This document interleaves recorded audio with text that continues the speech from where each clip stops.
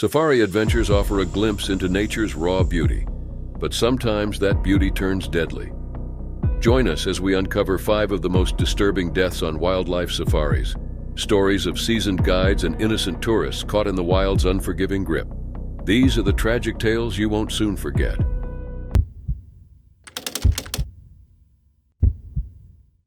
In March 2006, Dr. Richard K. Root, an internationally respected expert in infectious diseases, was on a wildlife tour of the Limpopo River in Botswana. Richard had come to Botswana to help the country fight against one of the world's cruelest diseases. Instead, the prominent American physician met a violent and tragic end. The incident shocked the medical community and cut short the life of a man who had dedicated his career to the care of others. Born on December 1, 1937 in New York City, Richard's path in medicine was distinguished from the outset. After graduating from Wesleyan University in 1959, he earned his medical degree at Johns Hopkins University in 1963 and completed his internal medicine residency at Massachusetts General Hospital. Over the following decades, he held some of the most prestigious positions in academic medicine, including chairmanships at Yale University, the University of California, San Francisco, and the University of Washington. In 1971, while at the University of Pennsylvania, he founded and launched its Division of Infectious Diseases, helping to shape the discipline nationally and internationally. By the time of his retirement in 2002, Richard had become a mentor to a generation of physicians and scientists, known for both his clinical excellence and his dedication to teaching. Yet retirement did not mark the end of his contribution. When the University of Pennsylvania invited him to support their human immunodeficiency virus acquired immunodeficiency syndrome, HIV/AIDS program in Botswana, he accepted without hesitation. Deeply motivated by the opportunity to teach and care for patients in a region devastated by the human immunodeficiency virus epidemic, Richard committed himself to a 2-month stay that symbolized his lifelong devotion to service. He arrived in Botswana with his new wife, Rita O'Boyle, eager to contribute to an initiative supported in part by the Bill and Melinda Gates Foundation. There, he provided direct patient care, trained local clinicians, and reconnected with the foundational aspects of bedside medicine. By all accounts, Richard flourished. He often expressed profound fulfillment in his role. Just a day before the tragedy, he had returned from a remote clinic, emotionally moved by the patients he had treated and reaffirmed in his sense of purpose. On March 19, 2006, about 4 weeks into his stay, Richard and Rita embarked on a wildlife canoe tour on the Limpopo River within the Tule Nature Reserve. He shared a vessel with a guide traveling ahead of Rita, who was in a separate canoe approximately 20 yards behind. The canoe they used was a sturdy, commercially manufactured boat, not the unstable dugout canoe sometimes mistakenly cited in reports. Without warning, the boat shook violently. A crocodile, estimated at 13 to 15 feet in length, lunged and pulled Richard overboard. The vessel remained intact, but Richard disappeared beneath the surface and did not re-emerge. Search efforts ensued immediately. 4 days later, his body was recovered near the site of the attack. It was an unprecedented incident. Local guides and wildlife experts noted that there had been no known crocodile attacks in that area of the river. The tragedy was all the more harrowing for Rita, who had witnessed the attack from her nearby boat and could do nothing to intervene. Colleagues remembered him not only for his groundbreaking work in leukocyte biology and sepsis, but also for his passion as an educator. His enthusiasm had touched countless lives, from students and peers to the patients he served around the world. He had found renewed joy in life after the death of his first wife, Marilyn, in 2001, and had embraced a second marriage with energy and optimism. He is survived by Rita, his sons, and a sister. In his final weeks, Richard had returned to the essence of medicine: human connection, healing, and teaching. He died doing what he loved, in a place that had rekindled his spirit and reminded him of his purpose.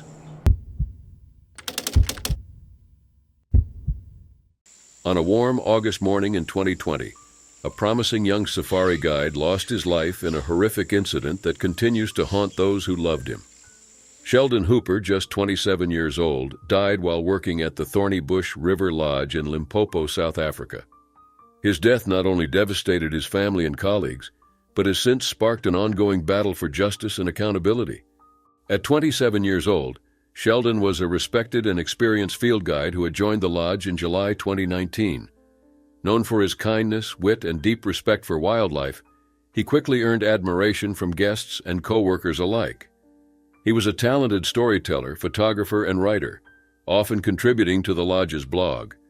With a quirky sense of humor and an infectious smile, he left a lasting impression on all who met him. More than anything, Sheldon was committed to conservation and equality in the field, advocating for the inclusion of less privileged South Africans in the industry he loved. On the morning of August 18, 2020, Sheldon was assigned to inspect the lodge's perimeter fence, following reports that elephants had breached the area during the night. He was accompanied by a co-worker when they encountered a herd of 9 elephants, including 3 adult females and 6 calves. According to the lodge's chief executive officer, Trevor Jordan, Sheldon and his colleague were approximately 20 meters or about 65 feet from the elephants, an uncomfortably close distance given the presence of young calves. One of the adult females, likely spooked and acting out of maternal instinct, charged without warning. The elephant struck Sheldon with her tusks, piercing his knee and inflicting a fatal wound just above his heart and below his collarbone. Despite profuse bleeding, Sheldon remained conscious for a time. In his final moments, he managed to call his girlfriend, Rebecca Rolls, a fellow lodge employee. She arrived quickly and tried desperately to save him. Sheldon died in her arms. Initial statements from the lodge claimed that Sheldon died within 20 minutes of the attack, but his father, Gordon Hooper, later contested this, saying records indicated it took 42 minutes for his son to die. He also pointed out that Sheldon was attacked just 30 meters, or less than 100 feet from the lodge's royal suite, raising questions about the delay in emergency response. For Gordon and his wife Cindy, these inconsistencies marked the beginning of a painful and unresolved quest for the truth. The Hoopers refused to accept the narrative put forward by the lodge that Sheldon's proximity to the calf was an unfortunate lapse in judgment. Gordon questioned why, if Sheldon had been on a fence inspection, he had no tools with him, including the voltmeter required for such tasks. More disturbingly, he learned that Sheldon was the 11th person to be attacked by the same elephant in a matter of weeks. The Hooper family believes that the lodge's failure to take action earlier may have directly contributed to their son's death. Adding to their frustration, the lodge commissioned an internal investigation through a company with which they had a long-standing business relationship. Though the investigator, Albert Ferreira, was described as independent, Gordon remains unconvinced of the objectivity of the findings. In contrast, he conducted his exhaustive inquiry using Sheldon's phone records, emails, and WhatsApp messages, reconstructing the weeks leading up to the tragedy in detail. Despite multiple appeals, the lodge has declined to revise its official statement or issue a new one acknowledging these findings, reportedly citing concerns about potential self-incrimination. The pain of losing Sheldon remains raw for Gordon and Cindy. Gordon reflected that losing a child is more than just a loss one grieves, it is in fact a trauma. Determined not to let Sheldon's death be in vain, they have enlisted the help of a specialist investigator and launched the Sheldon Hooper Little 5 Million Foundation to further his dream of making conservation more inclusive. Sheldon's memory lives on not only through this mission, but in the hearts of those who knew him. A man with a big heart, taken too soon by a tragedy that, his family believes, never should have happened. In June 2015, a fatal incident at a wildlife park in South Africa captured international attention. A promising young woman lost her life in a horrifying attack that raised serious questions about safety, wildlife tourism, and the tragic consequences of momentary decisions. Catherine Katie Chappell was a gifted visual effects editor known for her work on major productions including Game of Thrones, Captain America, The Winter Soldier, and Divergent. Born on December 19, 1985 in New York, she graduated from Hofstra University in 2008 with a degree in film studies and production. In 2013, she relocated to Vancouver, where she joined the visual effects company Scanline VFX. Her talent and dedication earned her team an Emmy for their work on the 2014 Game of Thrones episode, The Children. Katie was much more than her career. She was deeply passionate about animal conservation and was actively raising funds for Wildlife ACT, a nonprofit focused on protecting endangered species. Her trip to South Africa was part of a volunteer mission, She had been working on a separate nature reserve to support conservation efforts and harbored ambitions of creating a documentary on the poaching crisis affecting rhinos and elephants. Her mother described her as someone who lived a life of adventure and had traveled widely, visiting places like Japan, Australia, and Europe. On June 1, 2015, Katie visited Lion Park, located roughly 30 kilometers north of Johannesburg. She was accompanied by tour operator Pierre Pogiter, 66, the owner of Calabash Tours.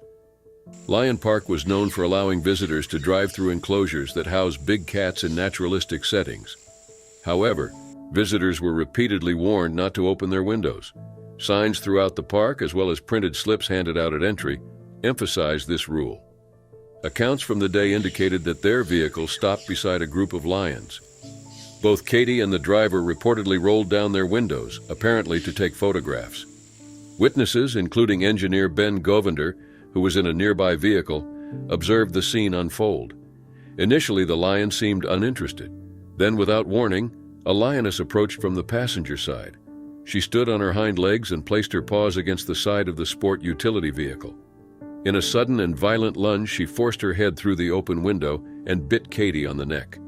The attack was swift and brutal. Potgieter tried to fight the lioness off, reportedly punching at her and attempting to drive the animal away. He sustained injuries to his arm and was believed to have suffered a heart attack during the ordeal. Witnesses honked horns in panic, and park rangers rushed to the scene. By then, the lioness had retreated, blood dripping from her mouth and paw. Katie was bleeding heavily. Potgieter applied pressure to her wounds in a desperate attempt to save her life, but by the time paramedics arrived, she had died from her injuries. The aftermath was marked by grief, controversy, and scrutiny. Katie's death was the third big cat attack at the park in 4 months, prompting renewed criticism of safety measures. Calabash Tours released a statement defending Potgieter, stating that the window was opened by Katie at the last moment and that he did everything he could to intervene. They also criticized a staff member who allegedly hesitated to administer first aid. The park, however, maintained that it had provided ample warnings and insisted that adherence to rules would have prevented the tragedy. The lioness involved was not euthanized, but was relocated to another enclosure. The incident reignited conversations about the responsibilities of both wildlife facilities and tourists in ensuring safe encounters with dangerous animals. Katie was remembered in a memorial service held in her hometown of Rye, New York. Her family described her as brilliant, adventurous, and full of life. Tributes poured in from colleagues, conservationists, and loved ones. Her employer, Scanline VFX, said they were devastated by the loss. The legacy of Catherine Chappell is now a somber reminder of both her creative brilliance and the risks that exist at the intersection of human curiosity and wild nature.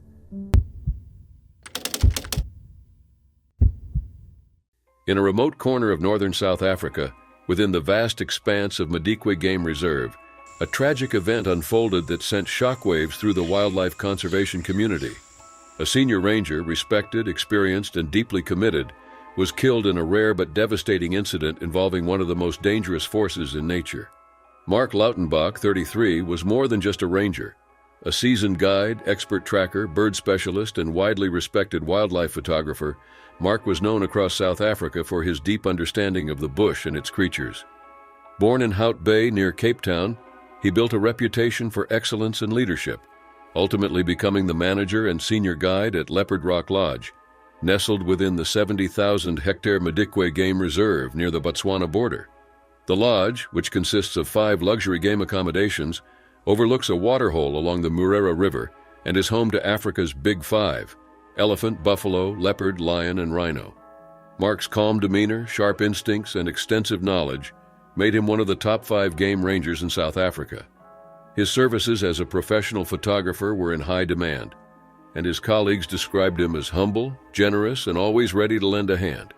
Those closest to him knew him not only for his skills, but for his profound dedication to wildlife conservation. On a fateful Friday, that devotion cost him his life. An older bull elephant, estimated at over 6 tons, broke through the perimeter fence of Leopard Rock Lodge and wandered into the tourist area. The animal was in musth, a heightened reproductive state unique to male elephants, marked by a surge in testosterone levels that can be 6 to 10 times above normal. This condition, which can last for weeks or even months, causes increased aggression and unpredictability. Must is identifiable by physical signs, such as swelling behind the eyes, and a specific gait accompanied by streaming urine. Experts warn that elephants in must are significantly more dangerous, sending signals to potential mates and rivals alike. Recognizing the immediate danger to guests and staff, Mark stepped in to defuse the situation. Despite his experience with similar encounters, the situation escalated rapidly. The bull charged, and Mark was unable to escape. Witnesses reported that he was trampled repeatedly, sustaining extensive injuries that proved fatal. Staff on site were powerless to intervene once the elephant had attacked. It was a moment of sheer chaos and horror, a seasoned ranger overwhelmed by the immense force of a disturbed animal. In the aftermath, the elephant was euthanized. Authorities feared that having killed once, the animal might do so again. The decision, while difficult, was deemed necessary to ensure the safety of others in the reserve.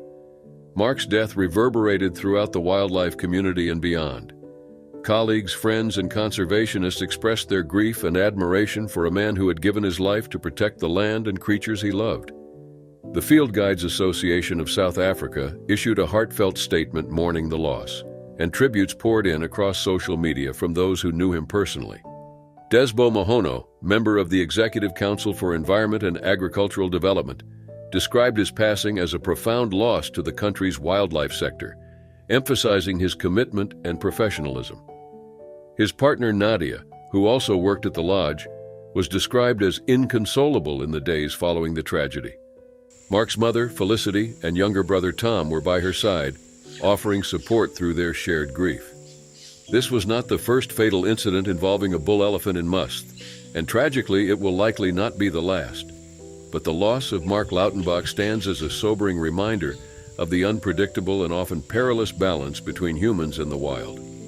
In his final moments, Mark acted not out of fear, but of duty, an act of courage that cost him his life but undoubtedly saved others. A vacation meant to celebrate life and family turned into a tragedy when Carol Sue Kirkin, a beloved community figure from Rochester Hills, Michigan, was killed by a ferocious animal during an African safari in Tanzania. The unexpected nature of the event, paired with Carol's extensive contributions to her community, had left those who knew her in deep mourning. Carol, 75, was a woman who lived with purpose and energy. A registered nurse by training, she extended her reach far beyond healthcare. As a physician services representative and doctor recruiter for Crittenton Hospital Medical Center, she worked to improve lives directly through medicine and indirectly through her advocacy. She was also a founding member of the Women's Fund of Rochester Hills, which raised and distributed significant donations to help women and children in need. Her efforts weren't limited to just her immediate community. She volunteered at the North Oakland Young Men's Christian Association and provided support to military families, always focusing on those most vulnerable. In addition to her professional and charitable pursuits, Carol was a national vice president with Arbonne Cosmetics Company and taught educational classes about its products. Her leadership style was subtle but compelling. Colleagues and friends noted her ability to inspire, invigorate, and motivate simply by being present. Mayor Brian Barnett remembered her as someone whose sincerity and enthusiasm drove others to action. When Carol asked for help, people listened, not out of obligation, but because her causes were always rooted in compassion. Carol loved to travel and documented her journeys through vivid Facebook posts. This particular trip to Tanzania was a family affair, accompanied by her son Robert, a university dean from Corpus Christi, Texas. On August 5, 2017, while observing a group of hippos during the safari, Carol was attacked. Though the exact details remain unclear, it is known that she died quickly in her son's arms. Just hours earlier, she had posted about witnessing the great migration of hippos and bull elephants, a testament to her adventurous spirit and joy in the natural world. Hippos, despite their herbivorous diet and seemingly docile appearance, are among the deadliest mammals in the world. They are highly territorial and known to attack with little warning. Each year, they are responsible for hundreds of human deaths, often in remote locations where emergency aid is limited or unavailable. In Carol's case, the remoteness of the area and the swiftness of the attack left no chance for medical intervention. News of Carol's death shocked her community. Friends and family took to social media to share memories and express disbelief. Her grandson, Eric Strickler, called her the greatest grandmother anyone could ask for. Longtime friends described her as a dynamo and a rocket of passion and enthusiasm, someone who lifted others through her presence alone. Those who served with her on boards, committees, and philanthropic initiatives recalled her quiet leadership and relentless commitment to making a difference. Her obituary captured the heartbreak of those left behind, a woman who had passed 75 but was determined to reach 100, who showed no signs of slowing down, and who was taken far too soon. The family released a statement expressing their shock and grief, acknowledging the hole her absence leaves in both their lives and the community at large. Carol is survived by her husband Bill, 3 children and 5 grandchildren. Though her life ended in tragedy, Carol Sue Kirkin's memory endures through the lives she touched and the causes she championed. Her legacy remains as a reminder of how one person's passion can ripple outward, leaving a profound impact on a world that now feels her absence.